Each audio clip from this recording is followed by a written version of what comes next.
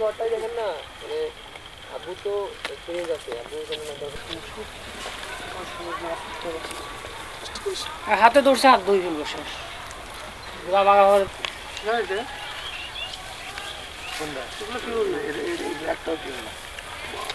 Black Bangla আছে।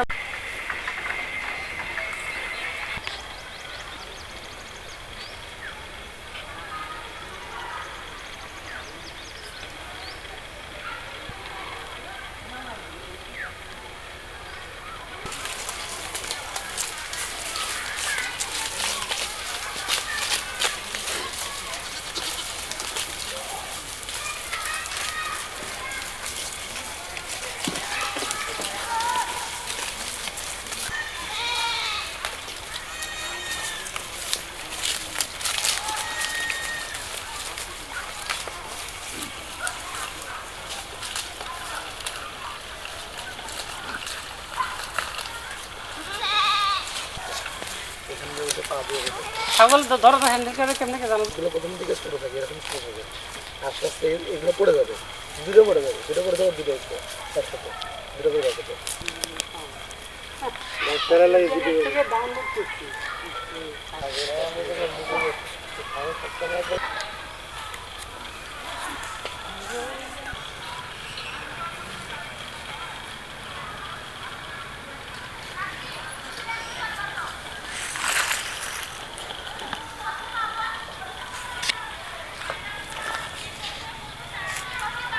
হ্যাঁ ওটা উঠাবো।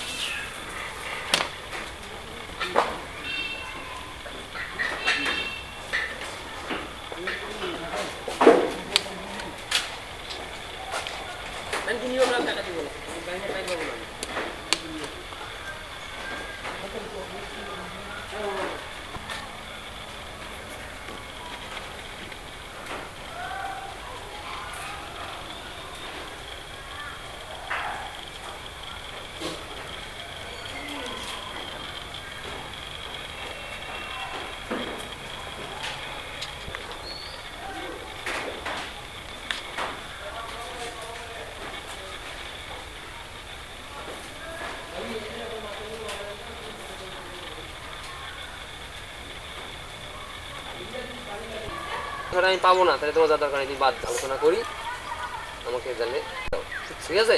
সকাল 6টা থেকে 12টা পর্যন্ত কাজ চলবে, একবেলা এটা অর্ডার করি, ঘুরি বেলা, মানে সময় 6টার মধ্যে তারপর খাবার দেওয়া হবে, এটা নিয়ে দুপুরের মধ্যে চলে যাবে। আর পরের দিন থেকে শুরু হবে কাজ ফিল্ড মাঠে, সকাল 6টা থেকে 12টা পর্যন্ত, ঠিক আছে। কাজ শেষ 12টার সময় আমরা চলে যাবো, ঠিক আছে রাব্বি? আচ্ছা তুমি করো না। সিরিয়াসলি আসলে আমার ছোটোবেলা থেকেই আমি চাচ্ছিলাম, ছোটোবেলা থেকে আমি যখন থেকে বুঝতে শিখছি যে আমি নিজে কিছু করব। তো যেহেতু আমরা মধ্যবিত্ত ফ্যামিলির মেম্বার ছিলাম বা এখনও আছি, সেখান থেকে ফ্যামিলি কখনোই এটা সাপোর্ট করে না আসলে, যে আমরা নিজেরা কিছু করব, একটা সিকিউর লাইফ চাই। সেখান থেকে অবশ্যই সিকিউর লাইফ বলতে যেটা বোঝানো হয়, একটা চাকরি করব, সার্টেন একটা অ্যামাউন্ট পাবো, মাস শেষে আমার স্যালারিটা ঠিক মতো আসবে, সংসারটা ঠিক মতো চলবে, এই ধরনেরই একটা চাওয়া পাওয়া থাকে আসলে ফ্যামিলির। তো সেই প্রথাটা ভেঙে সেখান থেকে বের হয়ে আসার জন্য আমার একটা চেষ্টা ছিলই। তারপরও ফ্যামিলিকে অ্যাভয়েড করা যায় না, সেখান থেকে একটা technical degree doctor of veterinary medicine পড়েছি। পড়ে শেষ করার পর আমি চাচ্ছিলাম যে নিজে কিছু করব। সেখান থেকে এই সেক্টরটা যেহেতু আমার ভেটেরিনারি সেক্টরটা, তো আমি এই সেক্টরেই আসার পরিকল্পনা করি এবং সেখান থেকেই বিভিন্ন মাধ্যম থেকে, এখন ইন্টারনেটের যুগ, ইন্টারনেটে অনেক ইনফরমেশন আমি গ্যাদার করছি। তারপরে আমার কাছে মনে হয়েছে যে গরু, ছাগল, হাঁস, মুরগি এই ধরনের বিভিন্ন প্রকল্প থেকে আমি ছাগলটাকেই বেছে নিছি। এটা একটু কিছুটা বলা যায় যে কনভেনশনাল না, প্রথাগত যে খামারগুলো হয় তার বাইরে এই কনসেপশনটা বাংলাদেশে এরকম করে গড়ে ওঠেনি। তো আমি চেষ্টা করছি যে এই ব্যতিক্রমী এই সেক্টরটাতেই হাত দিতে, সেখান থেকে আমার ছাগল ফার্ম করার উদ্যোগ। এবং আমি শুরুতেই প্রায় 100 ছাগলের শেড নির্মাণ করে আমি এখন শুরুর দিকে আমি প্রায় 70-80টা নিয়ে শুরু করছি। এখনও আমি প্রফিটটা আমি এখনও পাওয়া শুরু করিনি, যদিও অনেকে বলে থাকে যে ছাগলের প্রজেক্টে 1 বছরের মধ্যে রিটার্ন চলে আসে। এটার সাথে আমি একমত নই। অবশ্যই এই প্রফিটের জন্য 2 থেকে 2.5 বছর সময় দিতে হবে। আমার ফার্মের বয়স অলমোস্ট 1 বছরের কাছাকাছি। আমাকে আরও 1 বছর থেকে 1.5 বছর সময় এটার পেছনে দিতে হবে। এবং সত্যিকারেরভাবে যদি কেউ যে কোনো ব্যবসায়ী করতে চাক না কেন, সে যদি লেগে থাকে তাহলে অবশ্যই সেখান থেকে প্রফিট আসবে। এর পাশাপাশি আমার এই যতটুকু এরিয়া ব্যাপী আমার এই প্রজেক্টটা, এই ফার্মটা, আমি এখানে এটাতে আরও এক্সটেন্ড করে এখানে একটা সোনালী মুরগি, যেটাকে বাংলাদেশে পাকিস্তানি মুরগি হিসাবে পরিচিত, সোনালী মুরগির একটি হ্যাচারি করার জন্য আমি উদ্যোগ নিয়েছি। এবং ওই ধারাবাহিকতায় ছাগলগুলোকে আমি অন্য একটি ঘরে শিফট করে আমার এই বর্তমান প্রজেক্টটাকে আর একটু এক্সটেন্ড করব। এটাতে আমি ব্রিডার, সোনালী মুরগির জন্য একটা ব্রিডার ফার্ম আমি এস্টাবলিশ করার চেষ্টা করতেছি। এখানে আমি ফার্মি এবং RIR এর ক্রস করে আমি বাচ্চা হ্যাচ করব এবং বাচ্চাগুলো কমার্শিয়ালি আমি প্রডিউস করার পরে আমি কমার্শিয়ালি সাপ্লাই দেবো এবং আশা করি এটা একটা প্রফিটেবল কিছু একটা হবে। আশা করতেছি আল্লাহ যেন আমাকে এইখানে হ্যাচারিটা যদি হয়ে যায় এবং এই ছাগল ফার্ম পাশাপাশি যদি আমি আরও কিছু গরু ডেইরি করার আমার ইচ্ছা আছে, এগুলো যদি এই এলাকায় দাঁড়া যায়, আমি নিজেকেও এক সেন্স থেকে আমি সফল বলবো যে আমি যদি ভুল করে থাকি তাহলে আমার কাছ থেকে আমি কোন কোন জায়গাগুলো ভুল করছি, আমি যদি সফল হতে নাও পারি তাহলে আমার এই ভুলগুলো মানুষ জানতে পারবে আর কি, যে ছাগল খামারের প্রতিবন্ধকতা কোন জায়গায় বা হ্যাচারির প্রতিবন্ধকতা কোন জায়গায়। আর আমি যদি সফল হই তাহলে অবশ্যই আমি আশা করি যে আমার দেখে এই সেক্টরে অবশ্যই আরও অনেকেই ইনভেস্ট করবে, নতুন উদ্যোক্তা তৈরি হবে। এবং আমরা সাধারণত চাকরির জন্য BCS, ব্যাংকিং জব, বিভিন্ন জবের জন্য যেরকম আমরা মরিয়া হয়ে আপ্রাণ চেষ্টা করি, একটা সময় ব্যয় করি। হ্যাঁ, চাকরি কাউকে না কাউকে করতে হবে, আবার কাউকে না কাউকে চাকরি দিতেও হবে। কেউ উদ্যোক্তা হিসেবে এগিয়ে আসবে, এর মধ্যে আবার কেউ সফলও হবে, আবার কেউ সফল নাও হতে পারে। তো আমরা ওইটা খুব ভালো করে জানি যে ব্যর্থ হলেই যে পড়ে যেতে হবে এমন কোনো কথা নেই, আবার সেখান থেকে শুরু করা যায়। আমার ছাগল ফার্ম শুরু করার পরে আমি অনেক প্রতিবন্ধকতার সম্মুখীন হয়েছি। আমার কিছু ছাগল মরেও গেছে, আমি ডাক্তারও সত্ত্বেও ওদেরকে সেভ করতে পারিনি। এটা ব্যর্থতা হিসাবে কাউন্ট করা যেতেই পারে, কিন্তু আমি এটাকে এখান থেকে আমি শিখতেও চাই। আমি এই ছাগলগুলোর অনেকগুলোকে পোস্টমর্টেম করছি, কারণ জানার চেষ্টা করছি। আশা করি সামনে এই ভুলগুলো আমার হবে না, সেখান থেকে আমি একটা শিক্ষা নিছি। আমি এইভাবেই হয়তো ছাগল খামারটাকে একটা সাকসেসফুল পর্যায়ে নিয়ে যেতে পারবো আশা করি।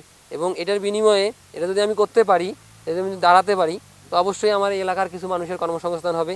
এটা এর চেয়ে বড় পাওয়া আর কিছুই হইতে পারে না।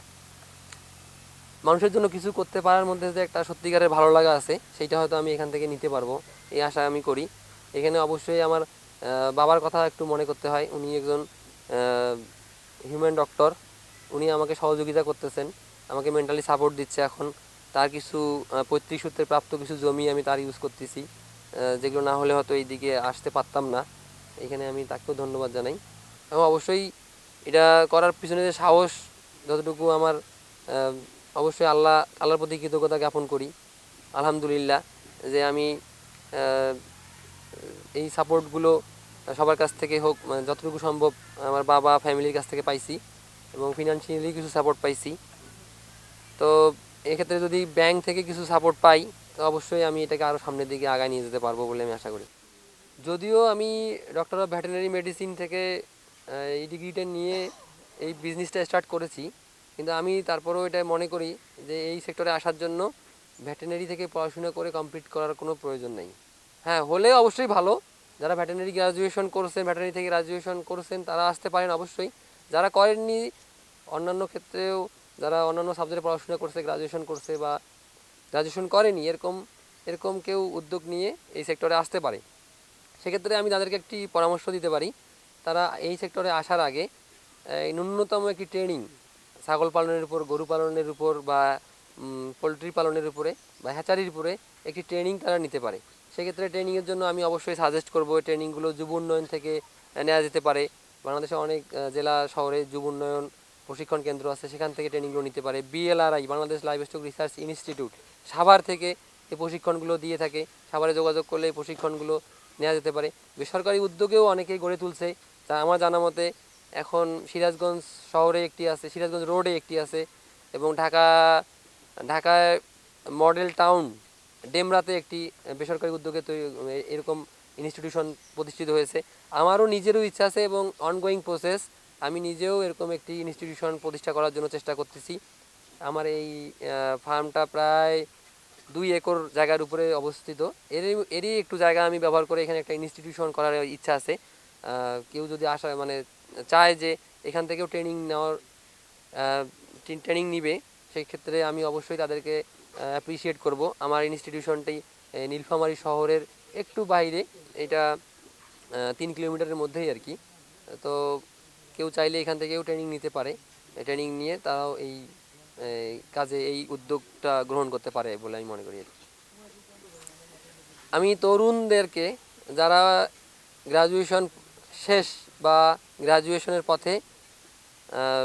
শেষ করার পথে আছে, তাদেরকে শুধু একটি কথা বলবো যে হ্যাঁ, কেউ আমি আবার রিপিট করতেছি, কেউ অবশ্যই চাকরি করবে, চাকরি করতে হবে, কিন্তু সবাইকে চাকরি করতে হবে এমন কোনো বাধ্যবাধকতা নেই। তারা প্লিজ আপনারা উদ্যোগ গ্রহণ করুন, শুধুমাত্র কৃষির ক্ষেত্রে, এরকম ফার্মিংয়ের ক্ষেত্রে না, বিভিন্নভাবে অনেক ধরনের উদ্যোগ গ্রহণ করা যায়। নিজেরা কিছু করার চেষ্টা করুন এবং নিজেরা কিছু করার মাধ্যমে এই বাংলাদেশটাকে আরও সমৃদ্ধশালী একটি দেশ হিসাবে আমরা যেন বিশ্বের দরবারে মাথা উঁচু করে দাঁড়াতে পারি। তরুণরা এই ক্ষেত্রে একটি যথেষ্ট ভূমিকা রাখতে পারে, আমি এরকম আশাবাদ ব্যক্ত করে, এবং পরিশেষে আমি যেন একজন সফল খামারি হিসেবে যেন দাঁড়াতে পারি, সকলের কাছে এই দোয়াটুকু চাই। ধন্যবাদ।